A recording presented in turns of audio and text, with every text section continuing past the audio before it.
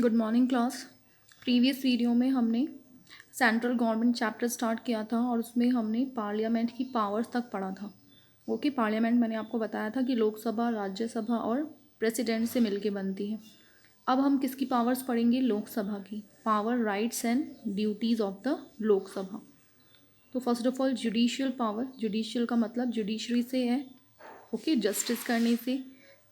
According to the Constitution, the Indian Parliament can form law on subject of union list, concurrent list and residual list। कि constitution के according Indian parliament in subjects के ऊपर, in list के अंदर जितने भी subjects आते हैं, जितने भी टॉपिक आते हैं, उनके ऊपर लॉ बना सकती है। And in some cases also on the subject of the state list. और कुछ केस ऐसे हैं जिनमें वो स्टेट लिस्ट में जो आने वाले टॉपिक है उसके ऊपर भी हमारी लोकसभा लॉ बना सकती है। In context to simple non-financial bills and constitutional amendment bill, simple non-financial bill मतलब जो मनी से रिगार्डिंग नहीं हो, कॉन्स्टिट्यूशनल अमेंडमेंट बिल इसका मतलब कॉन्स्टिट्यूशन में कुछ चेंजेस करने के लिए कोई बिल पास करना हो। The constitution provides that these type of bill can be presented in Lok Sabha और राज्यसभा। तो कॉन्स्टिट्यूशन के अकॉर्डिंग इस तरीके के बिल लोकसभा, राज्यसभा दोनों में प्रेजेंट किए जा सकते हैं।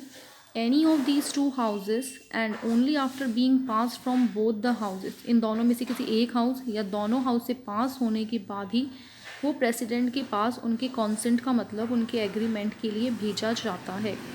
उसके बाद है फाइनेंशियल पावर। क्या है लोकसभा की? मतलब मनी से regarding power. The Indian constitution provide powers related to financial sector to the Lok Sabha. Indian constitution ने लोकसभा को फाइनेंस से रिगार्डिंग पावर्स दी है। And the position of Rajya Sabha in this context is very weak. और इस मामले में राज्यसभा में कोई ज़्यादा खास पावर नहीं है। मैं पहले भी आपको बोल चुकी हूँ कि Lok Sabha is more powerful than Rajya Sabha. According to section 109, money bills can only be presented in the Lok Sabha, not in the Rajya Sabha. Section 109 के अकॉर्डिंग जो मनी बिल है, मनी का मतलब फाइनेंस ही होता है, वो बिल सिर्फ लोकसभा में पास किए जा सकते हैं, राज्यसभा में प्रेजेंट नहीं किए जा सकते। After being passed in the Lok Sabha, money bill is sent in the Rajya Sabha. और लोकसभा में पास होने के बाद वो राज्यसभा में जाता है। And it is mandatory for the Rajya Sabha to return this bill to Lok Sabha within 14 days of its receipt. और राज्यसभा में जाने के बाद भी ये ज़रूरी है कि 14 दिन के अंदर अंदर वो बिल वो वापस लोकसभा को भेजे। Okay, the Rajya Sabha can advise to make amendments in the bill, but to accept or reject it depends only on the description of Lok Sabha. Rajya Sabha चाहे तो इन 14 दिन के अंदर कुछ एडवाइस कर सकती है। कोई चेंजेस, अमेंडमेंट का मतलब चेंजेस करने के लिए लोकसभा को कह सकती है, बट उन चेंजेस को, उन एडवाइस को एक्सेप्ट करना, रिजेक्ट करना लोकसभा के ऊपर डिपेंड करता है। तो फाइनेंशियल पावर में जो मनी बिल से रिगार्डिंग जितनी भी पावर है वो सिर्फ और सिर्फ लोकसभा के पास है। राज्यसभा सिर्फ उसके ऊपर एडवाइस कर सकती है, उस एडवाइस को भी एक्सेप्ट करना, रिजेक्ट करना लोकसभा के ऊपर डिपेंड करता है। Power of control on the executive. The Indian constitution has provided a parliamentary form of government. आपको पता है कि हमारे यहाँ पे पार्लियामेंट्री फॉर्म ऑफ गवर्नमेंट है। So according to the constitution the executive, इसका मतलब कॉन्स्टिट्यूशन के अकॉर्डिंग हमारी जो एग्जीक्यूटिव है, इसका मतलब काउंसिल ऑफ मिनिस्टर, वो पार्लियामेंट के लिए रिस्पॉन्सिबल होगी।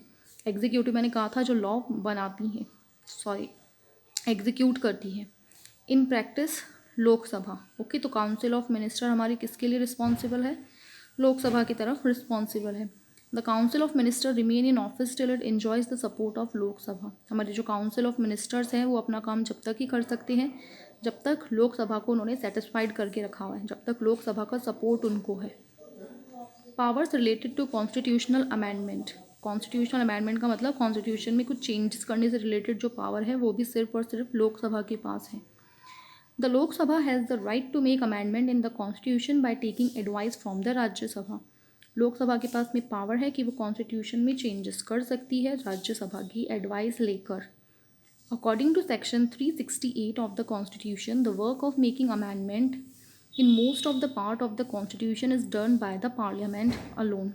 कह रहे कि ठीक है ना, कॉन्स्टिट्यूशन के सेक्शन 368 के अकॉर्डिंग कॉन्स्टिट्यूशन के अंदर जो भी चेंजेस करने हैं वो ज़्यादातर काम अकेली पार्लियामेंट करती है। There is no provision to call for a joint meeting of both the House to discuss about making amendment in the Constitution. ऐसा कोई प्रोविज़न नहीं है कि दोनों हाउस की जॉइंट मीटिंग बुलाई जाए जिससे वो दोनों आपस में डिस्कस कर सके कि कॉन्स्टिट्यूशन में चेंजेस क्या और किस तरीके से करने हैं, तो इसके लिए कोई जॉइंट मीटिंग नहीं बुलाई जाती है। Functions in the form of election commission. The Lok Sabha also functions in the form of an election commission. लोक सभा इलेक्शन कमीशन का भी काम करती है। According to section 54, the members of Lok Sabha along with the members of state legislature jointly elect the president. Okay, section 54 के according Lok Sabha के members plus state legislature के मेंबर्स मिलके प्रेसिडेंट को इलेक्ट करते हैं। अब हमने ओके पार्लियामेंट की पावर्स पढ़ी, फिर लोकसभा की। अब हम पढ़ेंगे राज्यसभा के पास में क्या क्या पावर्स हैं। The function and powers of Rajya Sabha can be understood under the following head. First of all क्या क्या जुडिशियल पावर है। Along with Lok Sabha, Rajya Sabha also perform work associated with formation of law. Law बनाने का जो काम है okay वो लोकसभा के साथ साथ राज्यसभा भी करती है। The constitution has provided equal powers to Lok Sabha and Rajya Sabha in context to non money bills. Money bills के बारे में मैंने बताया था कि ज़्यादा पावर लोकसभा के पास है, बट नॉन मनी बिल्स मतलब जो फाइनेंस से मनी से रिगार्डिंग नहीं है उससे रिलेटेड पावर दोनों हाउसेस के पास में इक्वल है, बराबर की है।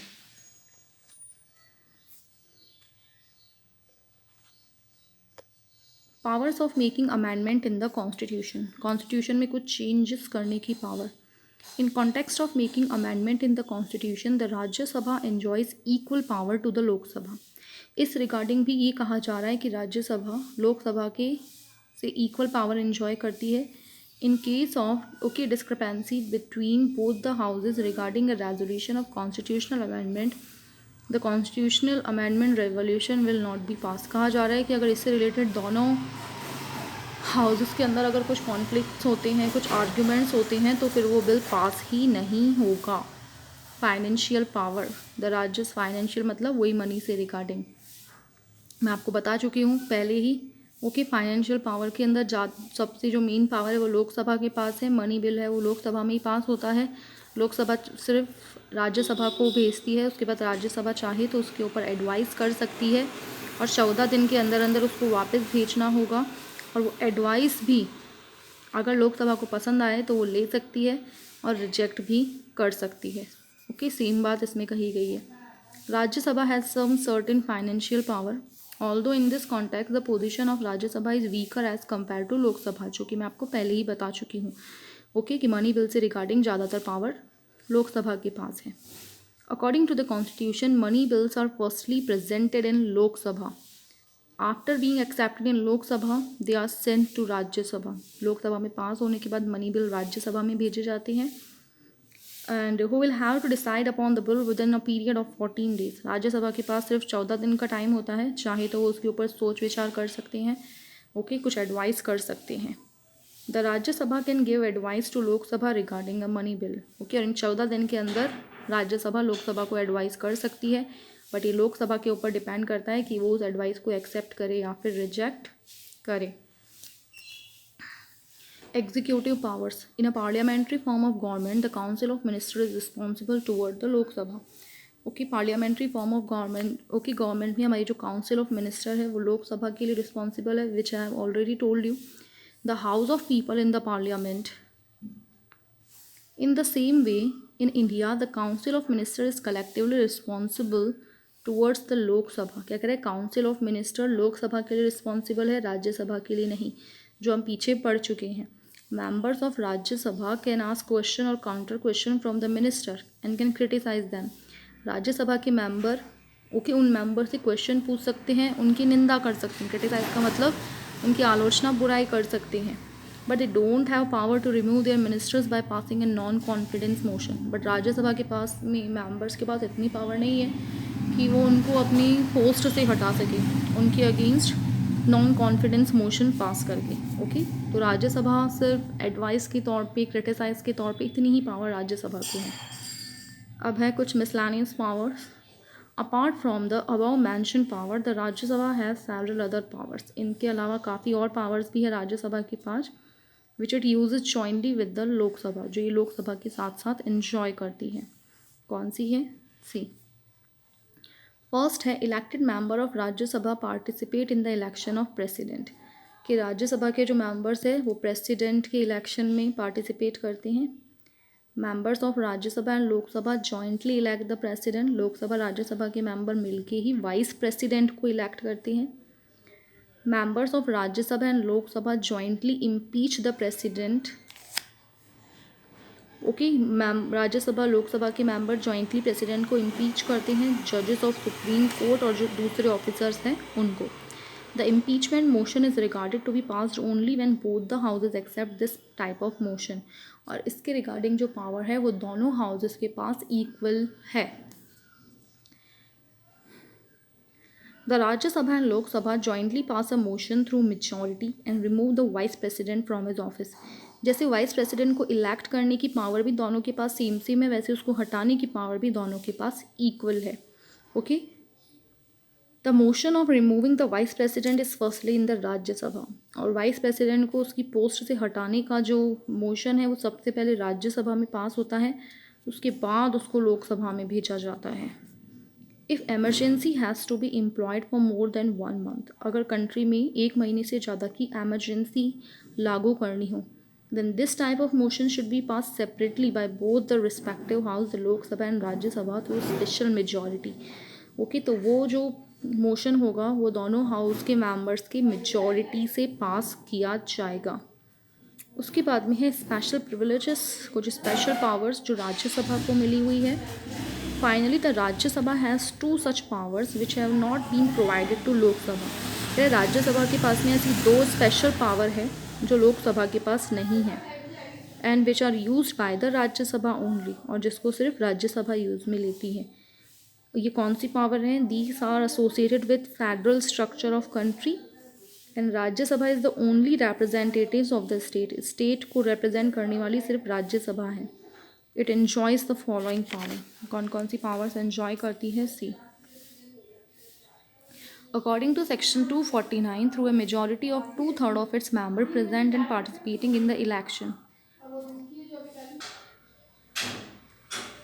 According to section 249, through a majority of 2/3 of its members present and participating in the election, the Rajya Sabha can declare a subject present in the national list to be a subject of national importance.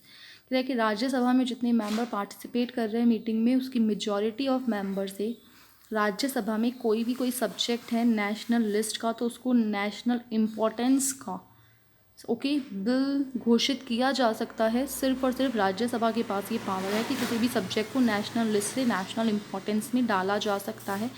इसके लिए राज्यसभा के members की majority होना important है। After the Rajya Sabha passes such a resolution, the parliament can form law on such subject. कि राज्यसभा के पास करने के बाद पार्लियामेंट इसके ऊपर लॉ बना सकती है। Initially such a resolution will be pass for a period of 1 year. Starting में ऐसा बिल 1 ईयर के लिए पास किया जाता है, but this time period can also be extended further, but चाहे तो ये टाइम आगे भी बढ़ सकता है। According to section 312 of the Constitution, the Rajya Sabha has the power to provide the right to establish new all India service to the central government by passing a motion through 2/3 of its majority.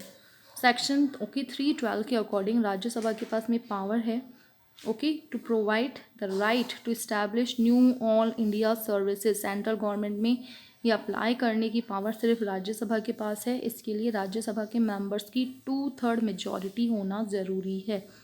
Until the Rajya Sabha has passed this resolution, the Indian government cannot establish new all India services in any form।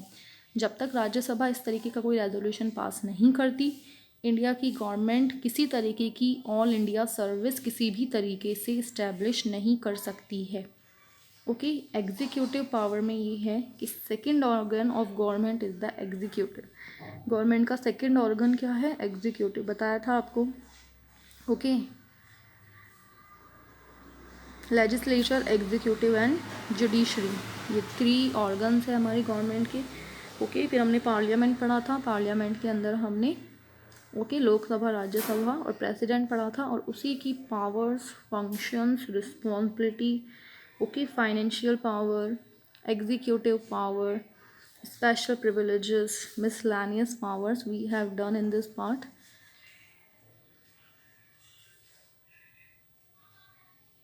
Thank you.